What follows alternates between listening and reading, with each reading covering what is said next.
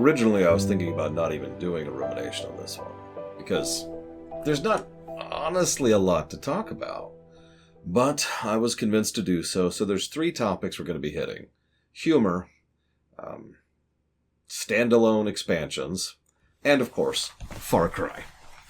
We'll start with humor, because that's the story axis, and the thing that has the least thing to do with anything so far.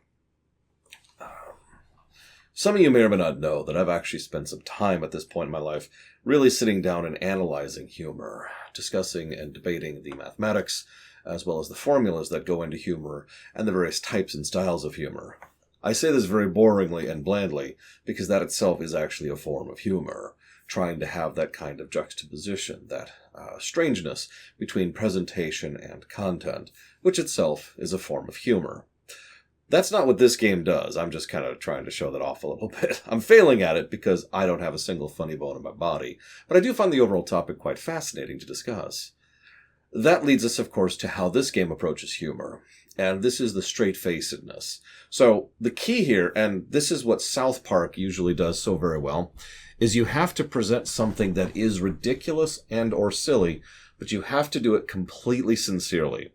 You can't wink at the camera.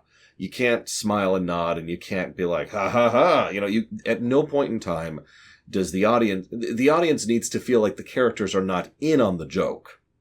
That's what creates the humor. The fact that they think something that is ridiculous is so sincere. Make sense? And again, South Park, right? It's an older episode, but picture the, what was it? The day before the day after yesterday or something like that. And everyone's like running, screaming in the streets, and there's this loud, bombastic music, and everything's screaming. There's nothing there. There's nothing happening. That's the joke. And that's what this game does. It does these little video game tropes. It does these references to 80s things. We burn eggs with a flamethrower. We put on the bandana to go avenge our one true love, and Spider, of course, and so forth and so on. It does all that extremely straight. At no point in time do you feel as someone is actually turning to the camera and being like, hey, hey, hey, Even the big Star Wars joke, which is one of the more obvious ones in the game, was still something that was being done sincerely. That's the point. It's an interesting approach. It is the only downside I could say to it is that it is the only approach to humor that this game really has as far as the parody side of things go. That's the parody. Ha ha, this is the real thing. Now, there is one other type of humor the game has. It only pokes in infrequently. I think it only showed up like 3 times total in the whole thing. And that's where someone just kind of makes a point. Dr. I don't remember her name. The evil doctor woman, sorry, she's not evil.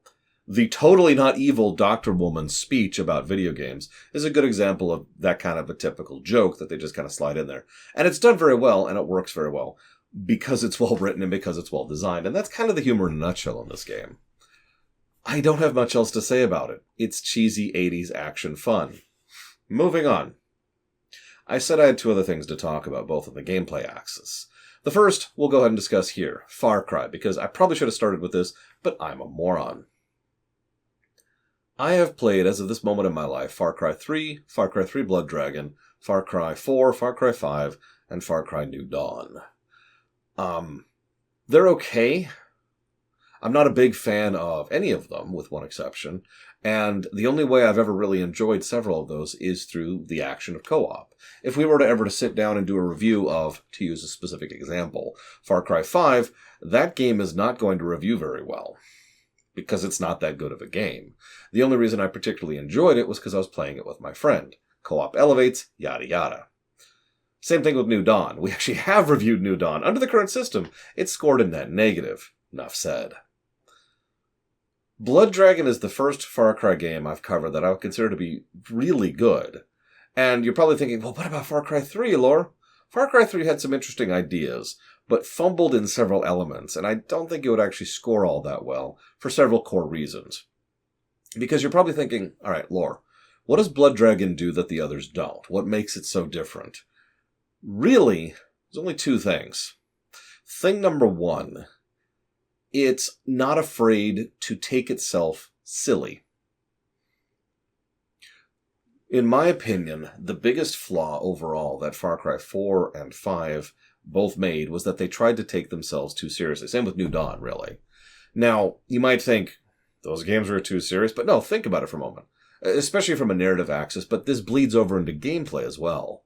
Think about how they try to portray the actions, or the gunplay, or the moveset you get, or all these other fun things, and think about how they're trying a little bit too hard to not lean into the ridiculous, to put it simply. It's the same kind of flow that Just Cause and Saints Row went through in their own particular arcs. Is they started off very sincere and serious, and then they went silly, and that's when they got good. But the Far Cry's did the opposite. They started kind of silly with Far Cry 3 and Far Cry 3 Blood Dragon, and then they got serious. And it just drags the gameplay down, because having a shotgun is neat. Having a shotgun with slightly more damage is okay. But having a shotgun that has 4 barrels that can shoot rapid fire as fast as you can click, and each shot is in a giant fire explosive, that's interesting. I'm not saying this to be facetious either. I mean this with total sincerity. Because they were willing to be wacky, even on the gameplay axis, they could do wackier things with the gunplay. And your sniper rifle suddenly becomes an explosive missile launcher. And so forth and so on. Each gun in this game, there's only a few, but each gun in this game has something that makes it a little bit more over the top, and that works. So that's point number 1. They were willing to let us actually have some fun with it. By the way, there's little things that you wouldn't think about that also add to this, and this is going to tie into my second point. For example, the fact that we both run and swim faster than vehicles do. That may sound like a minor thing, but anyone who's played Saints Row, I guess that would be 4, knows what I mean when you add that kind of traversal mechanism to a game, how much that opens it up and how much that can make a game more fluid and more smooth. This is important because running around getting all the collectibles wasn't actually particularly bothersome, because you could literally just falling damage doesn't exist, and then run over and then and get out your minigun, all right, and grab the collectible. Done. It was extremely fluid because of all these little changes. But also the final change, and this is the big one that I've kind of been building up to. Far Cry 3 Blood Dragon is not very long. Now, don't mistake me. No Far Cry game that I've ever played is particularly long. In fact, I looked up some figures. I think my playthrough time... I should have had it right here. Rather than... Hang on, I'll pull it up really quick. Give me a second. I hate the fact... Am I the only one? I hate the fact that they changed it from Uplay to Ubisoft Connect. In fact, I think I said Uplay just a second ago without actually meaning to. Because I'm so used to Ubisoft Connect. What the hell is that? Anyway, sorry. So, let's get down to the Far Cry's here. So I'll give you 2 examples. So, Far Cry New Dawn, I did 2 playthroughs of. One which was a review for the stream, and one which is a 100% playthrough with my friend Pax. Total playtime, 22 hours. Not super long. But then we look at Far Cry 5. I've only done the 1 playthrough of that. 18 hours. This is the interesting part about this, though, because both of those games were too long. They weren't long games, and that's my point. And God, I'm sorry for hammering this point in again. We literally just talked about this in Nox, and we talked about this in Fallout 2, and we've talked about this so many times because it's so important that people understand that the length of the game does not matter. All that matters is what's done with the length of the game. By artificially padding out a game to meet some kind of mandated or perceived requirement for the overall duration that the game is, what you're doing is you're adding bad to an otherwise good game. And that's my point. Do me a favor. Think about a Far Cry game right now that you particularly enjoy. Now try to imagine if they removed just a little bit of it, maybe made the map a little smaller, maybe made the traversal a little bit faster, maybe made picking up things go away, all those little seconds and minutes problems just nuked. And so the whole game is kind of trimmed. Don't remove the content, or maybe get rid of some of the padding content, maybe get rid of some of the go and grab the garrison kind of things, right? But overall, condense the thing and use the time that's there better. And even though it's a shorter game, I think it would be a better game for it. Now, that, of course, doesn't mean you can't have a long game and have that work. But my point is 18 hours isn't a long game, but it's still too long because they don't do anything with it. By contrast, Far Cry 3 Blood Dragon was a 5.5 hour game for me, personally. And that was almost the perfect length. At no point did I feel bored or frustrated or irritated, and every moment was pretty much pure, lean meat. I think the game could have been longer, of course. That wouldn't have even been that hard to do, but that would take more unique content. Let me explain what I mean by that. Picture Far Cry 3 Blood Dragon if you've played it, okay? Now picture for a moment that there's a second island. It doesn't have anything new. It just has the garrisons, and it has the paint by number side quests and, collectibles. That's it. No new content, just kind of some copy-paste padding.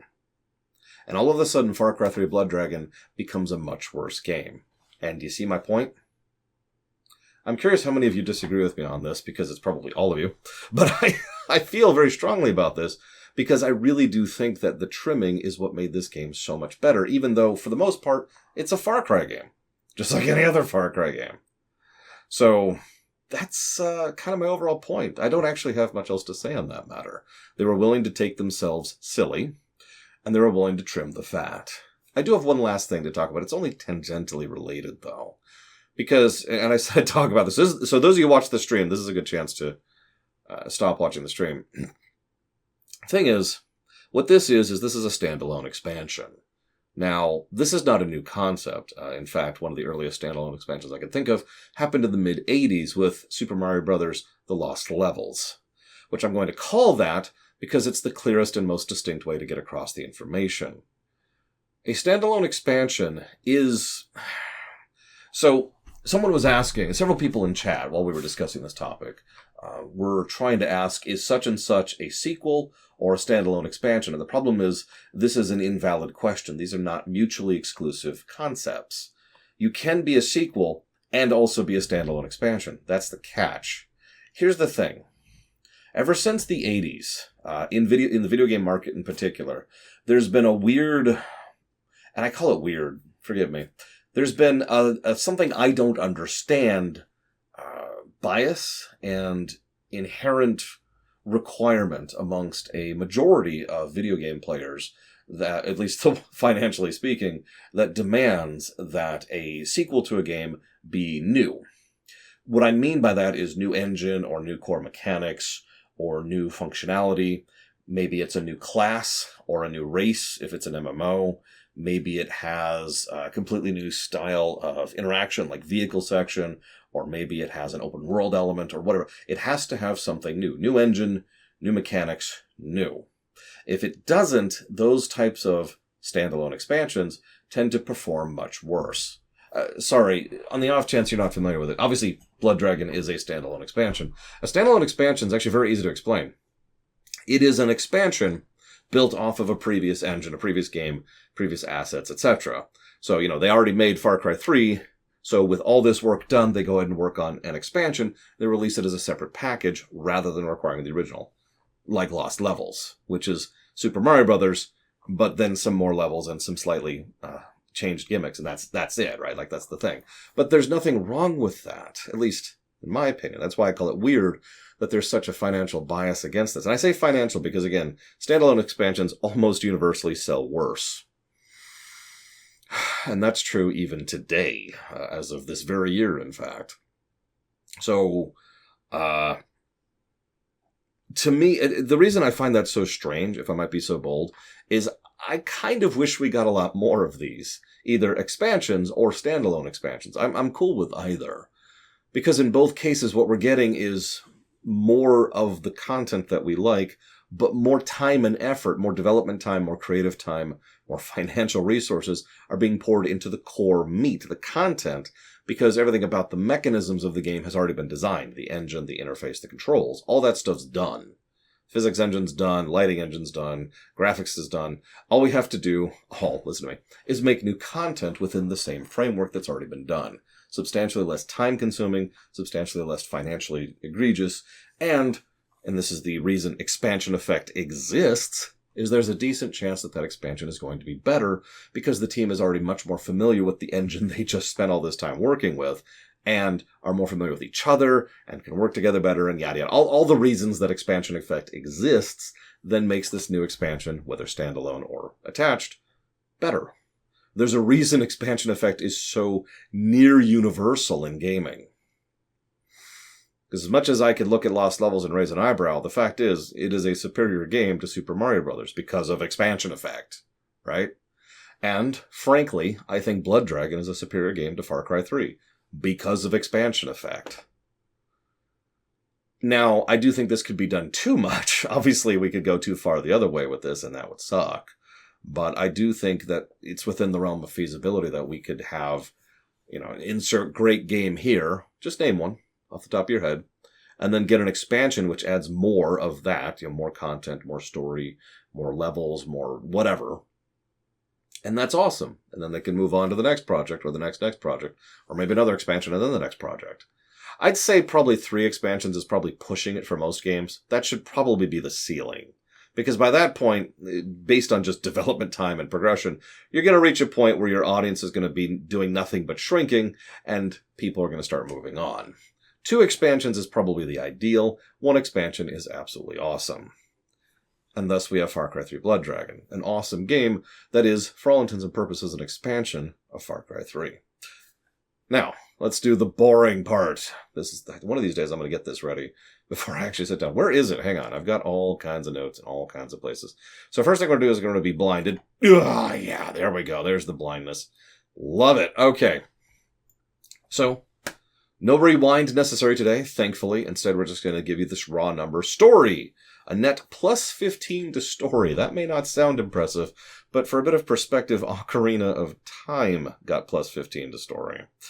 And then we have story density, which is at 2.67, and a story ratio of 100%, because I couldn't think of any negatives to story. That's all very, very good. But then we have the gameplay side of things, which honestly was a bit more lacking. So there was this recurring bug where it would freeze the game periodically when entering the menu, and every time you start the game, to try and contact the servers that don't exist anymore. There is a way around it. It's extensive and irritating and frustrating, and you'd have to undo it for certain other games. I just didn't even bother with that. So that sucked. And there was also some visual noise. This game is definitely a game I would not recommend playing or watching if you have any kind of visual sensitivity. So the gameplay score was dragged down by those 2 points, down to a plus 11, with a gameplay density of 1.96 and a gameplay ratio of 70.37%. All very respective scores, leading to a golden number of 81.38, which is an extremely respective score. That puts it into, I believe, the orange range at that point. That's good stuff. And I stand by that. I hope, as ever, you've enjoyed. Now, normally, I would go ahead and give some kind of cheesy one-liner here, but unfortunately, my license was revoked.